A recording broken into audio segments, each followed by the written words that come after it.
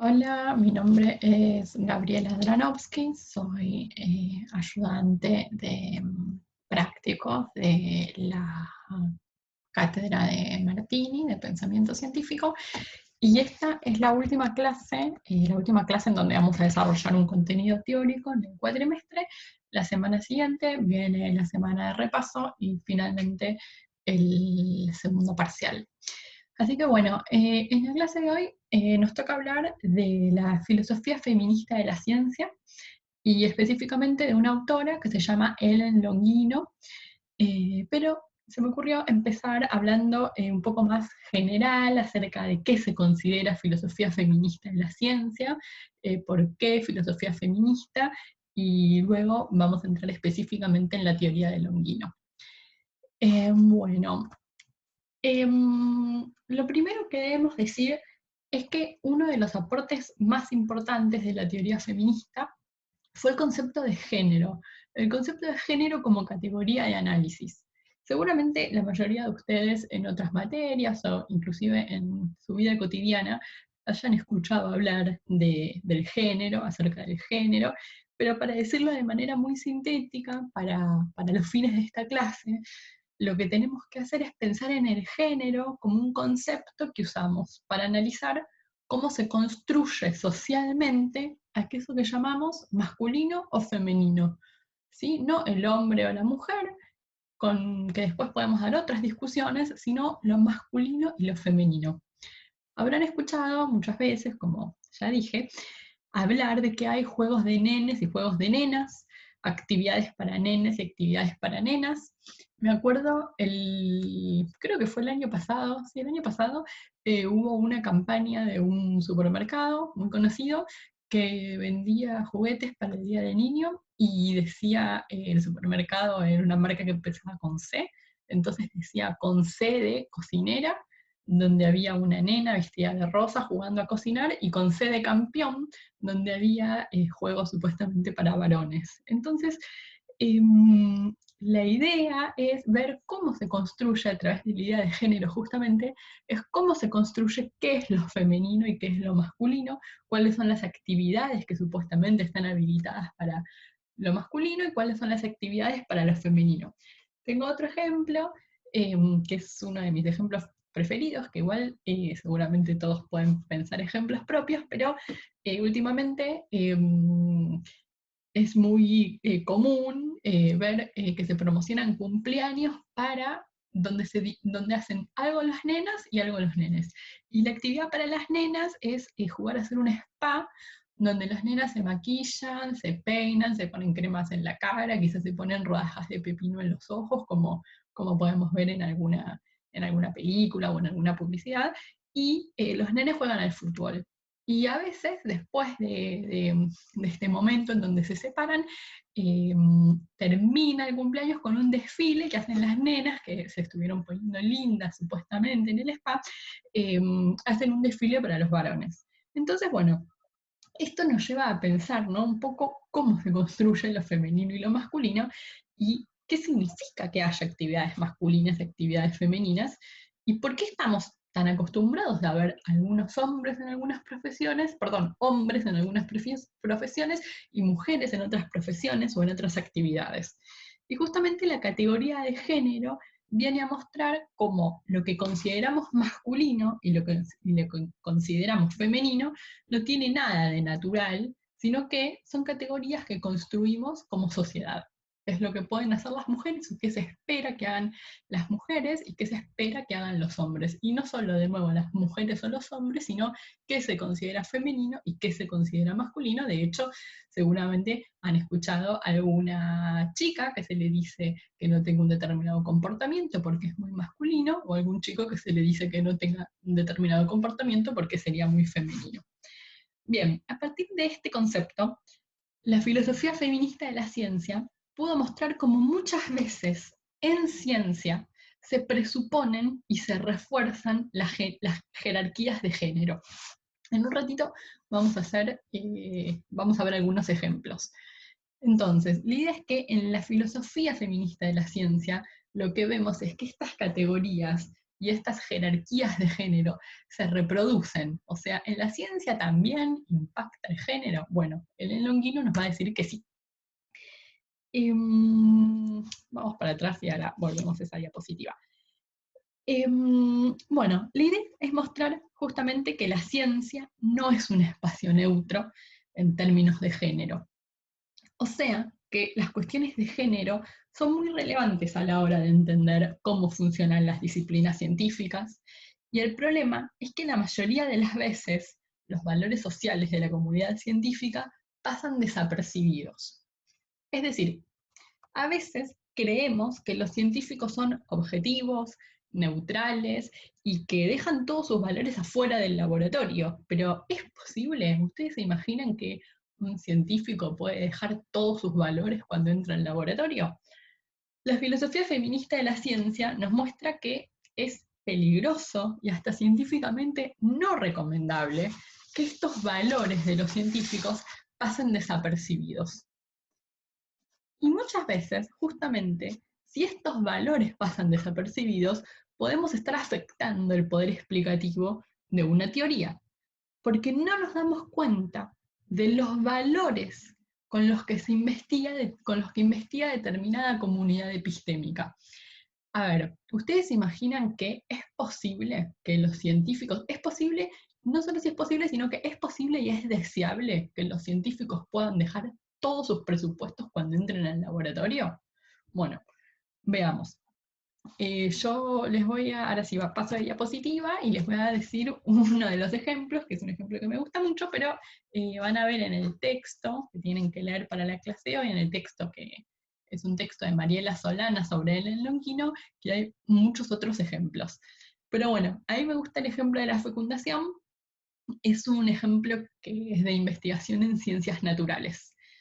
Y por muchos años se sostuvo que la fecundación es un proceso en el cual los espermatozoides tienen un rol activo y el óvulo tiene un rol pasivo. Seguramente muchos lo escucharon en la escuela o inclusive cuando se explica de manera más informal qué es la fecundación. Aparecen manuales de secundario y hasta hace poco tiempo también en manuales de las universidades de medicina, donde se explica que cientos de espermatozoides emprenden una carrera para ganar y el más rápido, el mejor, el campeón de estos espermatozoides llega a fecundar a un solo óvulo, que es un óvulo pasivo, que no parece hacer nada más que estar a la espera de la llegada de los espermatozoides. Bueno, esto es una narración totalmente estereotipada de la fecundación, donde claramente los roles que le damos a lo masculino y a lo femenino en nuestra sociedad se cuelan en la explicación. O sea, supuestamente acá hay investigadores que con sus microscopios vieron cómo funcionan los espermatozoides, que vieron cómo funcionan los óvulos y que se supone que de manera neutral nos dieron esta explicación de la fecundación, pero en realidad es fácil ver cómo hay un montón de valores que tienen que ver con lo que se espera de los hombres y lo que se espera de las mujeres que se están colando en esta situación, ¿no? En esta explicación sobre la fecundación. Hoy ya se mejoraron mucho estas explicaciones, pero las ciencias naturales, mientras sostuvieron este tipo de explicación, tuvieron muchas dificultades para reconocer el papel causal que tiene el óvulo en la inseminación, y surgieron luego mejores explicaciones de la fecundación. Y me parece este justo un ejemplo bastante claro para explicar que el problema no es tener valores, porque todos los científicos van con sus valores a los laboratorios, y es imposible no tenerlos. El problema es que si no reconocemos estos valores, si no estamos atentos a estos valores que llevamos al laboratorio, no podemos darnos cuenta, no podemos percatarnos de cómo estos valores van a darle forma a nuestras teorías. Entonces, la pregunta principal que se va a hacer nuestra autora, Ellen Longino, es la siguiente.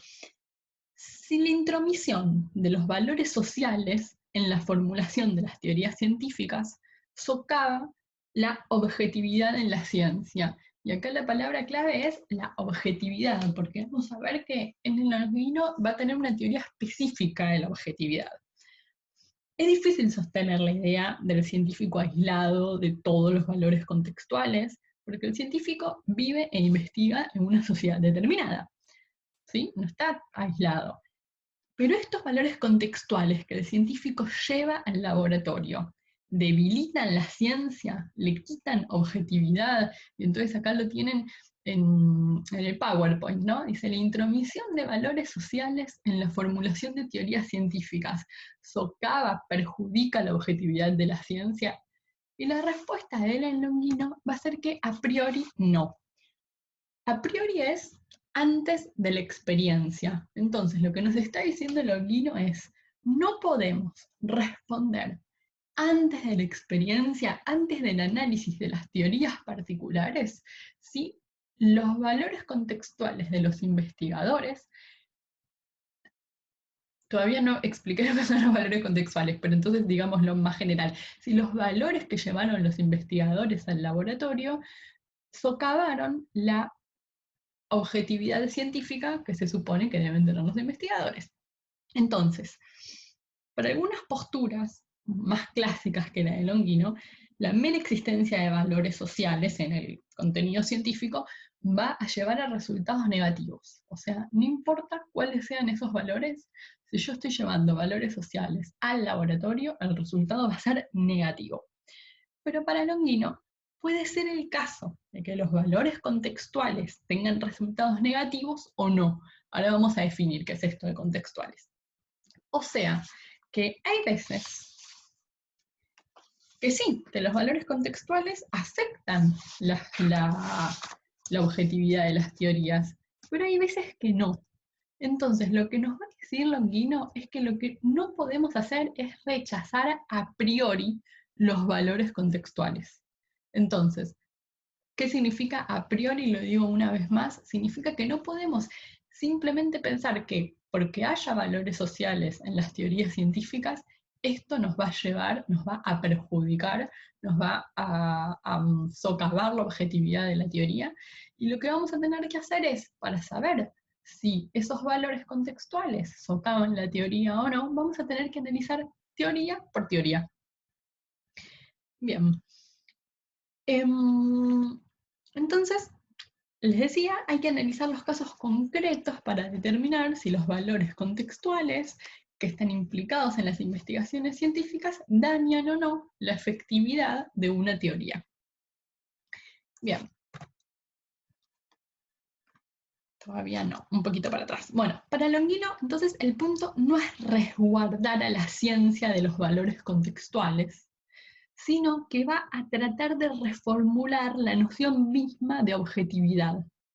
Porque vamos a ver, esto va a volver a aparecer más adelante, pero Longino no es una autora relativista. O sea, Longino cree que uno puede tener un saber riguroso, que es el saber científico, y que ese saber riguroso se separa, se puede distinguir de lo que es la opinión. O sea, la idea no es perder el concepto de objetividad, sino que Longino va a tratar de formular un nuevo concepto de objetividad. Entonces, ¿cómo va a ser este nuevo concepto? Empecemos a decir algunas cosas, aunque lo vamos a ver más adelante, pero lo que tenemos que decir por ahora es que la objetividad tiene que incorporar en su definición algo que es que hay una naturaleza social en la disciplina científica.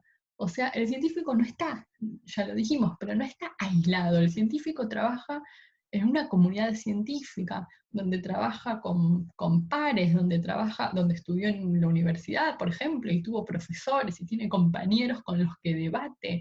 Y además los científicos pueden hacer una carrera en la universidad o en algún organismo científico y van a tener compañeros de trabajo y van a ir a congresos donde van a exponer qué es lo que piensan. Y sí, se viene armando una red, una comunidad, le decimos, una comunidad epistémica, y además, más allá de esta comunidad de científicos donde los científicos piensan y comparten y realizan su trabajo, además los científicos viven en una sociedad determinada. en un momento histórico particular. Entonces, la idea, lo que quiere hacer Longino, es que el concepto de objetividad que vamos a usar muestre justamente que la ciencia tiene una naturaleza social. Entonces, si la ciencia es una disciplina social, el concepto mismo de objetividad científica, que como les dije, Longino va a defender y no va a querer que se pierda, tiene que dar cuenta de que la ciencia es social. Entonces, Longino va a tomar una tesis que no es una tesis propia, pero que le va a servir para mostrar justamente el lugar de los valores en la supuesta objetividad científica, pensada la objetividad más tradicionalmente como un modo de representar exactamente lo que ocurre. No es el modo en que lo piensa Longino. Vamos a ver. La teoría que utiliza Longino para esto es la tesis de la subdeterminación de las teorías. El prefijo sub, si saben lo que significa, por lo bajo, como por ejemplo el subterráneo que está por abajo de la Tierra. Entonces, con el concepto de subdeterminación, vemos que hay algo que no está totalmente determinado, está subdeterminado, está por debajo de la determinación. Y la idea es pensar que las teorías están subdeterminadas por los datos. Veamos. La tesis de la subdeterminación de la teoría le sirve entonces para rechazar el argumento a priori de que los valores sociales socavan siempre la validez de la investigación científica. La teoría de la subdeterminación, entonces, nos va a decir que las teorías están subdeterminadas por los datos. O sea, que los datos, las evidencias con las que construimos las teorías, no son suficientes para desarrollar las teorías en sí o las hipótesis científicas. Son parte de la teoría, claro, no podemos hacer una teoría sin datos, pero en las teorías hay algo más. La evidencia que puede ser evidencia arqueológica, documentos históricos, los datos que los científicos van utilizando para armar sus teorías son diferentes en cada disciplina, pero esta evidencia disponible para armar las teorías siempre es insuficiente para determinar qué creencias debemos tener justamente sobre los datos que recolectamos. ¿Sí? Nosotros podemos recolectar un montón de datos, pero de ahí pasamos directamente a la teoría. ¿Por qué con esos datos creamos una teoría y no otra teoría? O sea que habría una distancia, un espacio, el Longino va a decir un gap, que es una palabra en inglés, pero una distancia, un espacio entre lo que podemos observar, lo que podemos medir, o sea, los datos, la evidencia, los documentos, van a tener una distancia con las teorías, con los modelos, con las hipótesis que armen los científicos. Veamos un ejemplo que también hay varios ejemplos en el texto que ustedes tienen, pero hay un ejemplo que me parece que es bastante útil para entender porque es un ejemplo de dos teorías científicas que se basan exactamente en los mismos datos. Entonces acá podemos ver cómo a partir de los mismos datos, de la misma evidencia científica, se crean dos teorías. Y entonces esto nos sirve para mostrar justamente esto, que la teoría está subdeterminada por los datos. Tenemos los datos, pero de ahí no tenemos un paso directo a la teoría. Para llegar desde los datos a una teoría particular, va a tener que pasar algo más. Entonces vamos a ver qué es lo que tiene que pasar. Acá dice justamente que para armar las teorías, los datos por sí solos son insuficientes. Bueno, vamos a ver este ejemplo que me parece bien claro. Es un ejemplo sobre la evolución de los seres humanos, ¿no? Sobre la evolución desde los primates hasta los seres humanos. Bien, tenemos una teoría, una perspectiva que le llamamos androcéntrica, o sea, con centro en el hombre, que es la teoría del hombre cazador. La teoría del hombre cazador dice que fue central en la evolución el cambio de conductas que experimentaron los machos de la especie y considera que los cambios en el uso de los instrumentos que fueron los que empezaron a diferenciar a los homínidos y en consecuencia el desarrollo de las prácticas de caza fue la parte más importante en la evolución y esta se dio a partir de los individuos masculinos que empezaron a desarrollar herramientas. Bien. Por otro lado, tenemos una perspectiva, una teoría que llamamos ginocéntrica, o sea, con el centro en la mujer, no en el hombre, que es la perspectiva no del hombre cazador, sino de la mujer recolectora, donde se adjudica, donde se le da el rol fundamental en la evolución de los homínidos a las alteraciones del comportamiento en hembras, no en machos.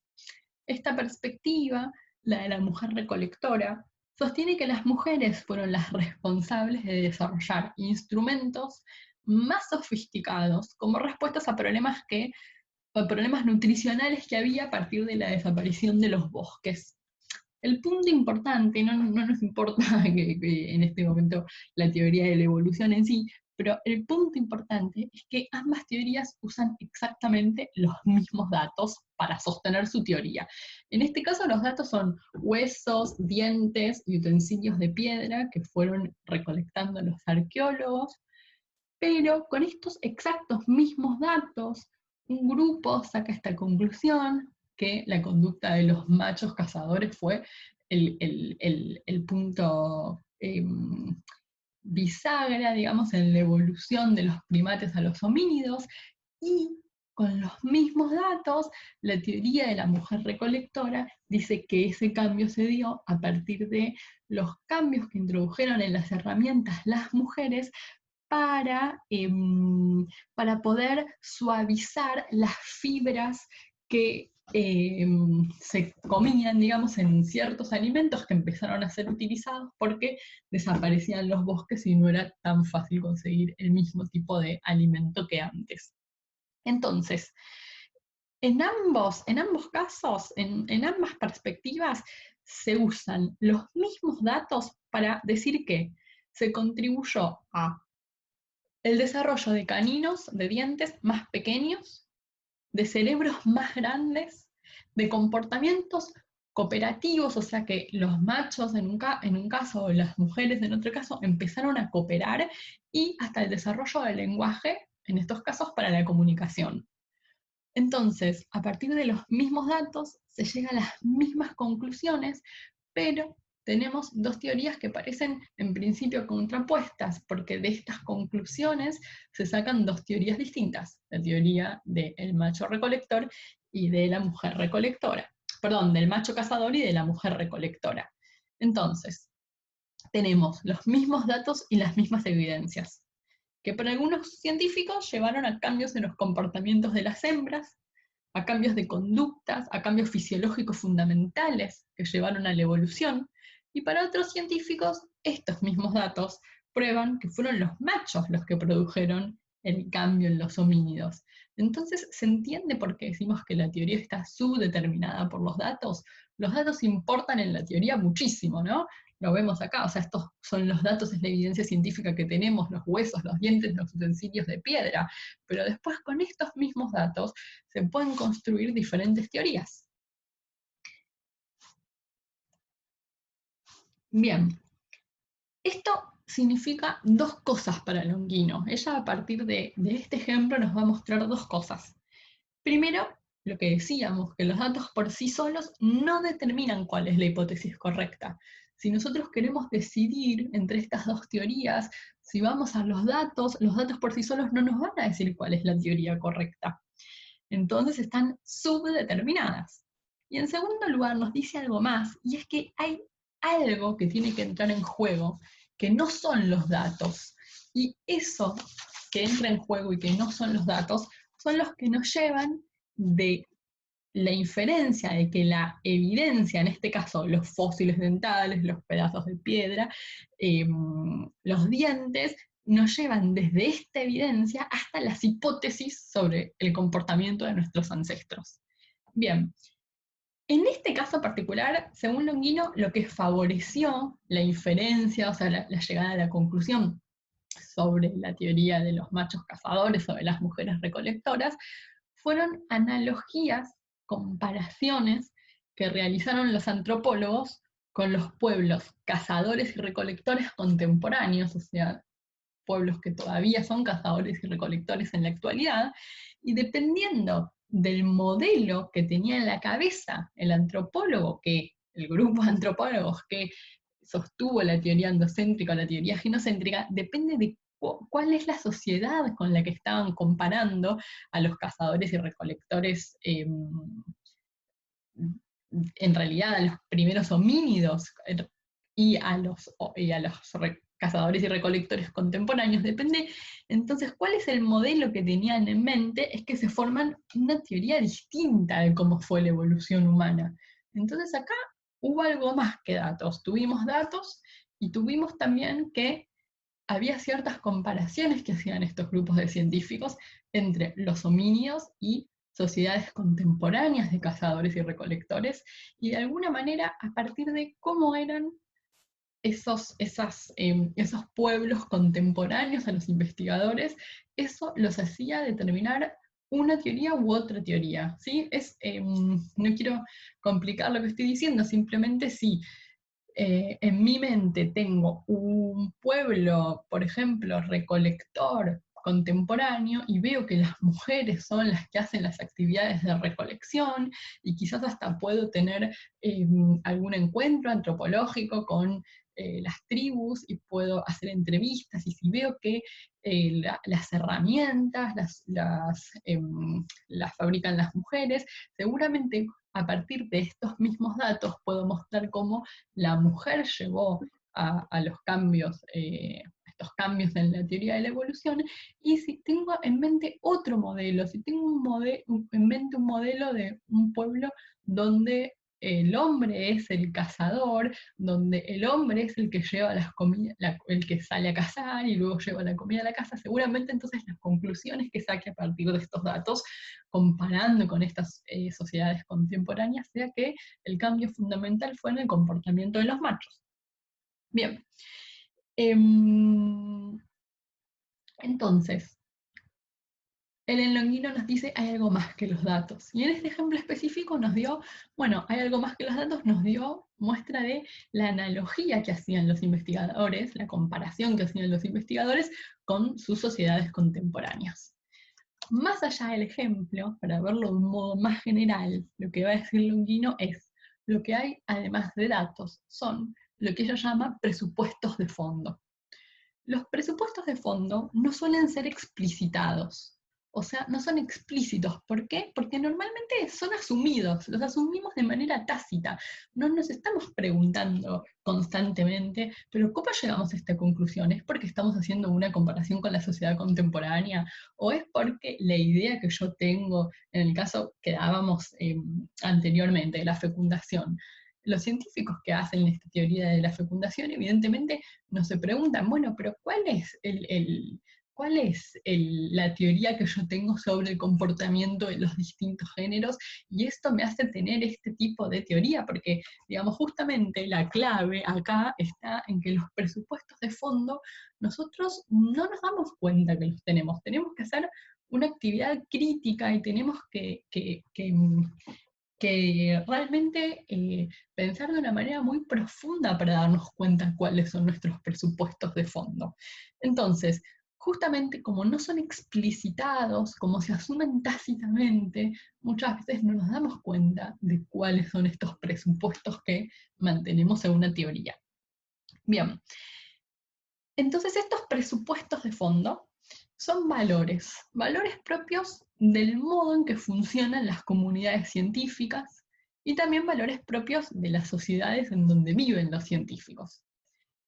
Los primeros, los valores constitutivos, acá tienen, digamos, los presupuestos de fondo los podemos dividir en valores constitutivos y en valores contextuales.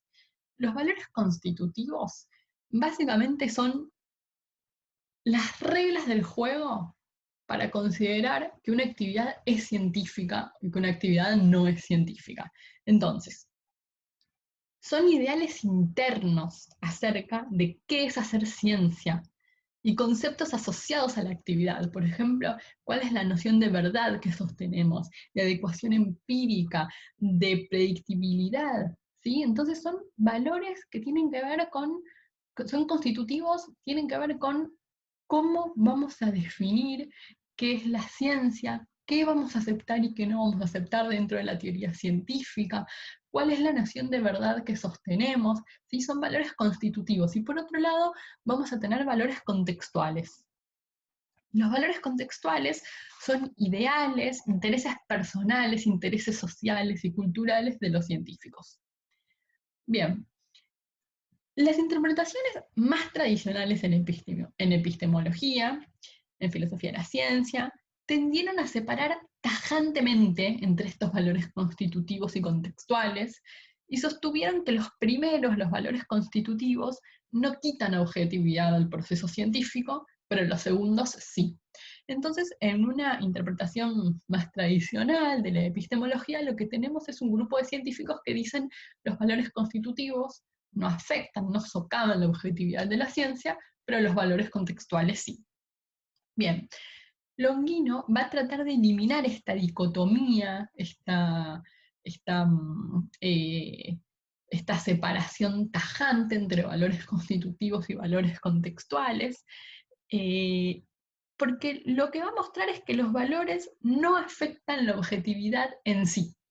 A veces afectan la objetividad, a veces no. Dijimos que lo teníamos que ver según las teorías. Entonces no habría valores en sí que afectan la objetividad de la ciencia y valores que no. Una vez que aceptamos su teoría de la subdeterminación, o sea que aceptamos que los datos no son suficientes, tenemos que admitir que siempre hay supuestos, algo más que los datos, siempre tenemos supuestos en los que se apoyan los científicos para establecer esta conexión entre los datos y sus teorías, entre los datos y las hipótesis. Es importante entonces tener en cuenta que esto no significa que entonces todos los razonamientos científicos tengan valores contextuales, pero es algo que vamos a tener que analizar caso por caso, como dijimos.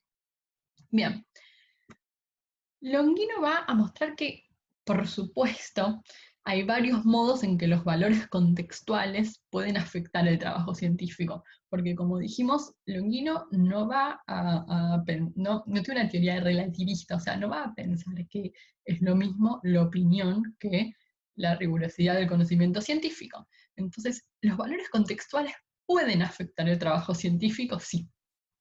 Desde ya, pueden determinar qué es prioritario investigar, qué preguntas son realizadas y cuáles no, cuáles son ignoradas.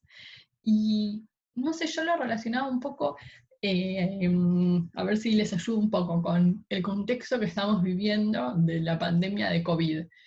En este contexto, ¿cómo eligen los organismos científicos del país qué investigar, qué investigaciones financiar? Y por supuesto que esto está afectado por un contexto. Nosotros ahora si tenemos que elegir este año qué investigar y qué investigaciones financiar. ¿Les parece que se van a financiar más investigaciones que puedan llevarnos a tener una vacuna eh, para ser inmunes al coronavirus, que a determinados antibióticos, a determinados telas que protejan, por ejemplo, las telas que se usan para los barbijos, que son telas que protegen, que no dejan pasar los microbios, los hongos, las bacterias? Entonces, la idea es siempre los presupuestos están, porque siempre en un contexto vamos a decidir investigar y preguntarnos cosas particulares y financiar, darle dinero al desarrollo de investigaciones particulares. Y eso en sí no socavaría la objetividad, es simplemente que la ciencia no está aislada de la sociedad y siempre hay desarrollos que se llaman desarrollos estratégicos. Cada país decide qué tipo de ciencia y qué tipo de investigaciones va a financiar. Bien, y por otro lado, los valores contextuales también pueden involucrarse en el funcionamiento interno de la investigación científica, por ejemplo, al afectar el modo en que se describen los datos.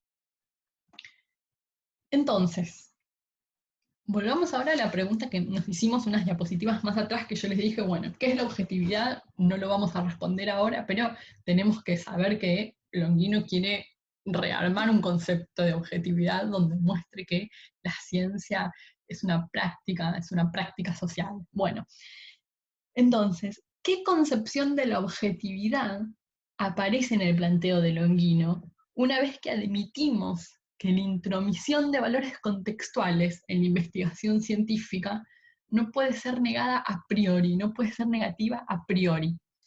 Y teniendo en cuenta, como dijimos, que la investigación es una práctica social. Entonces, tenemos acá en la diapositiva, ¿no? Sabemos que la investigación es una práctica social y sabemos que los valores contextuales no pueden ser, no podemos decir que son negativos a priori, no pueden negarse a priori como parte de la investigación científica. Pero entonces, ¿qué es la objetividad? Porque si la objetividad es representar tal cual, de manera neutra, sin ningún tipo de valor, la realidad, entonces evidentemente tenemos que tener una teoría distinta a la objetividad si la queremos defender, porque acá no estamos sacando los valores, ni los contextuales, ni los constitutivos del concepto de objetividad científica, y estamos poniendo el acento en la práctica social. Bueno, entonces, ¿qué es la objetividad para Longino? En primer lugar, cabe señalar la importancia de entender al conocimiento científico como conocimiento situado, contextualizado en una situación particular, ¿no? Y que Longino se opone a la tesis de que la objetividad científica es posible si y solo si el sujeto que conoce no está condicionado por intereses, prejuicios o valores subjetivos. Entonces acá tienen el primer punto, el conocimiento es situado, el sujeto que conoce está condicionado por intereses. Bien, en segundo lugar, recordemos que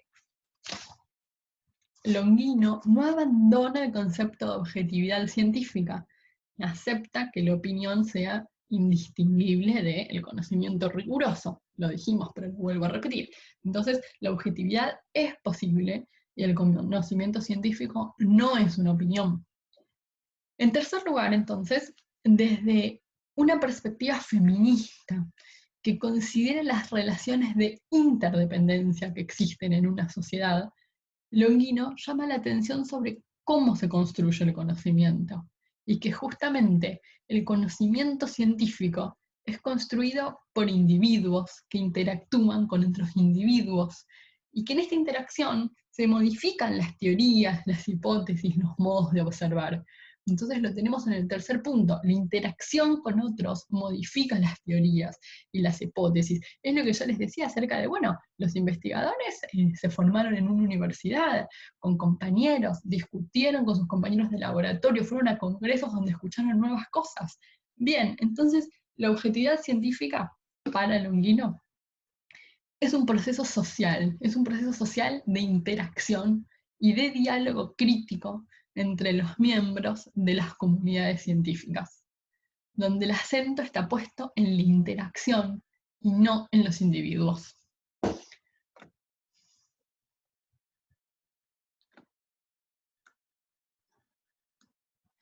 Bien.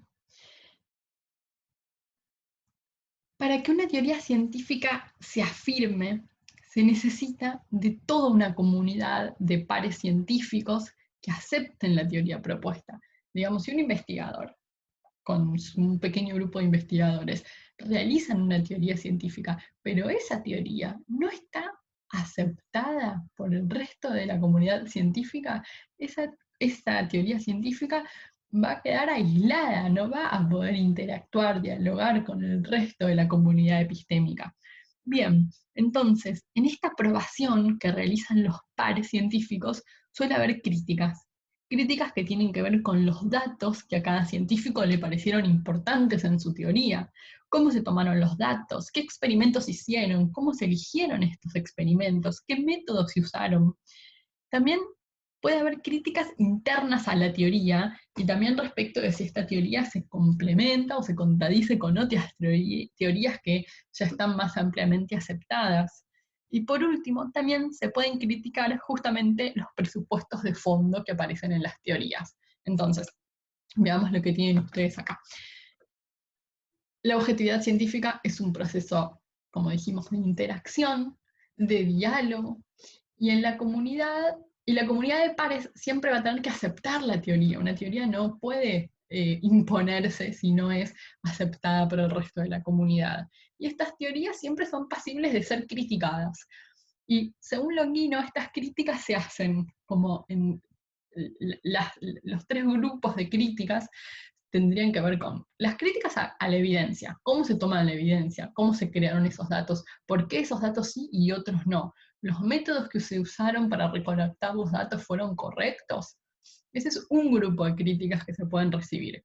Las otras críticas son a la teoría en sí, a la coherencia interna de la teoría, e inclusive si esa teoría quizás se contrapone o se complementa bien con las teorías que ya están aceptadas. Y en tercer lugar, y claramente este va a ser el foco de Longino, las críticas, un grupo de críticas importantes, van a tener que ver con los presupuestos de fondo. O sea, que vamos a tener que explicitar esos valores constitutivos y contextuales que tienen los científicos cuando desarrollan sus teorías. Y acá va a ser muy importante la importancia de miradas alternativas, o sea, de grupos postergados o de grupos minoritarios que no están de acuerdo con los valores contextuales de los científicos que desarrollaron la teoría.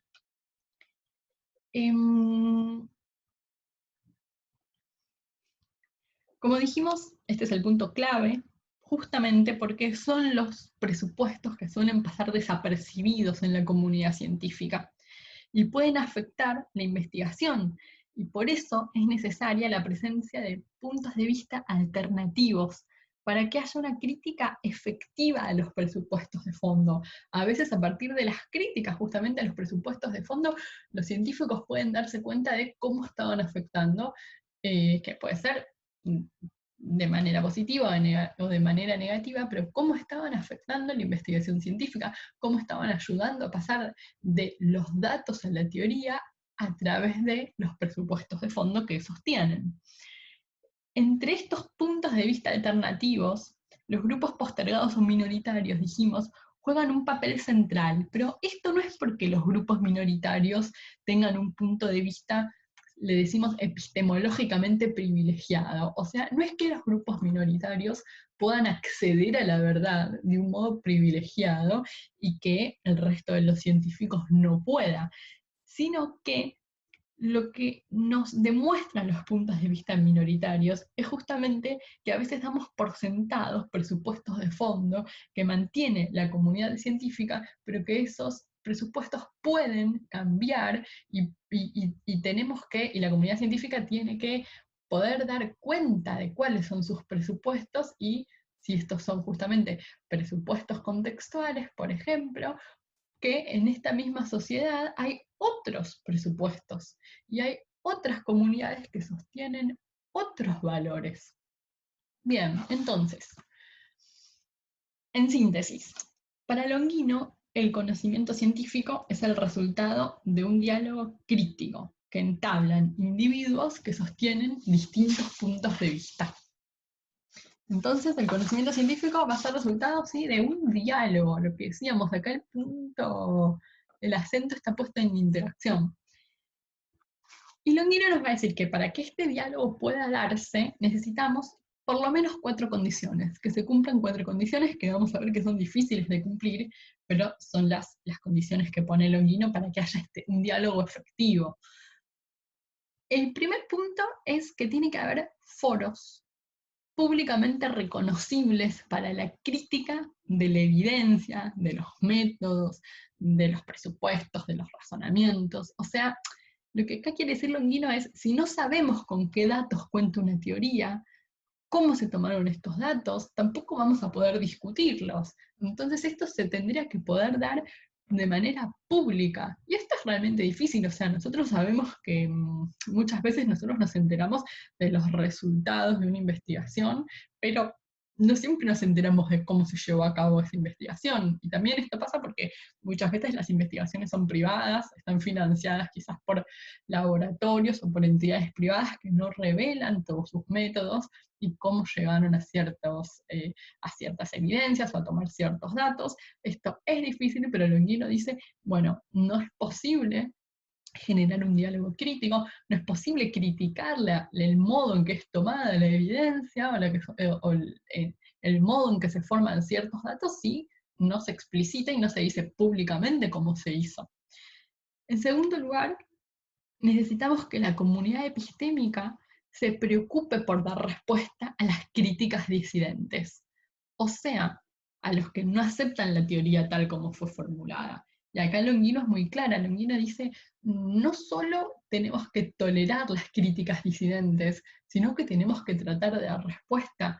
Si formulamos una teoría y tenemos un grupo minoritario que nos dicen, pero ojo, porque miren, no se están dando cuenta de que el presupuesto que ustedes tienen es este y nosotros tenemos otro, no solo tenemos que tolerar eso, sino que tenemos que preocuparnos por darle respuesta a esta comunidad. Tenemos que dar respuesta a las críticas disidentes. En tercer lugar, tiene que haber estándares públicamente reconocibles para evaluar las teorías. O sea, ¿cómo aceptamos las teorías? ¿En base a qué criterios aceptamos las teorías? Y acá un poco conectando con lo que viene después, pero ¿es un criterio reconocible públicamente? Por ejemplo, que aceptamos las teorías científicas según quién las dicta, o sea, que hay investigadores que como ya tienen un recorrido y aceptamos a ese investigador como miembro importante de la comunidad científica, entonces aceptamos su teoría, o en realidad necesitamos construir otros criterios que no tengan que ver exactamente con la autoridad de la persona que está dando la teoría. Porque hay veces que investigadores que todavía no están, muy establecidos en el campo tienen teorías y que las tenemos que evaluar igual a las teorías más allá de quién las está nombrando. Entonces, la idea es que estos criterios tienen que ser públicamente reconocibles, ¿sí? ¿Cuáles son los criterios que tomamos para aceptar una teoría? ¿En base a qué aceptamos una teoría sí y otra no? Y en cuarto lugar, justamente, lo que decíamos, la comunidad epistémica tiene que estar caracterizada por la equidad de la autoridad intelectual. Es decir, la equidad, la igualdad, ¿sí? De la equidad de la autoridad intelectual. Es decir, que los resultados a los que se llegue por consenso no pueden ser alcanzados a través del ejercicio del poder político o del poder económico, o a través de la exclusión de perspectivas disidentes, sino que debe ser producto de este diálogo crítico en el que todas las partes puedan ser representadas. Entonces, yo puedo usar el poder político, el poder económico, para tener una autoridad distinta a la hora de exponer una teoría. Claro que se puede, digamos, y de hecho pasa, pero la idea es que, para Longuino, si queremos tener este conocimiento científico como resultado de un diálogo, como resultado de un diálogo entre individuos que tienen distintos puntos de vista, esto no debiera pasar. Debiera haber una equidad en la autoridad intelectual. Bien, para ir terminando, como conclusión, vamos a reforzar una vez más que el conocimiento científico, que para que el conocimiento científico sea riguroso, no necesita para Longuino liberarse de los presupuestos de fondo, entre los que se incluyen los valores contextuales, sino que lo que se necesita es que los valores contextuales estén abiertos a la crítica. Esta posición de Longuino, que como ya dijimos va a decir la objetividad en ciencia, no podemos olvidarnos de la objetividad en ciencia. La objetividad en ciencia existe, pero la objetividad es esto. La objetividad es un diálogo al que alcanzamos por consenso, siempre y cuando puedan estar estas 4 condiciones que vimos de manera previa. La objetividad tiene que ver con poder darnos cuenta cuáles son nuestros valores contextuales y poder aceptar las críticas al respecto. Entonces, voy de nuevo. Para que el conocimiento científico sea riguroso y sea objetivo, no tenemos que librarnos de los presupuestos de fondo, pero sí tenemos que estar abiertos a las críticas sobre estos presupuestos. Y esta posición la va a diferenciar a Longino de lo que ella denomina feminismo empirista ingenuo, que nosotros no lo vimos, pero que acá simplemente les pongo un feminismo ingenuo, que consideraría que la solución a todos los prejuicios androcéntricos, o sea, la solución para que la ciencia no esté centrada en el hombre, para que no haya prejuicios androcéntricos y sexistas, sería que la ciencia encontrara un criterio totalmente neutral en términos valorativos. O sea, dice Longino, lo que pide el feminismo ingenuo es una búsqueda de una ciencia neutral. Pero nosotros quisimos demostrar que esta ciencia neutral no puede existir. ¿Por qué no puede existir? Porque siempre tenemos presupuestos de fondo, porque las teorías están subdeterminadas por los datos y tenemos que aceptar que siempre hay presupuestos de fondos en la teoría. La objetividad entonces para Longino no es esta búsqueda de ciencia neutral que buscaría este feminismo ingenuo, sino que es la aceptación de una nueva teoría de la objetividad, que es la que estuvimos desarrollando. Bueno, espero que les haya gustado la clase y nos vemos en los foros para discutir Longino y para empezar con las preguntas de repaso.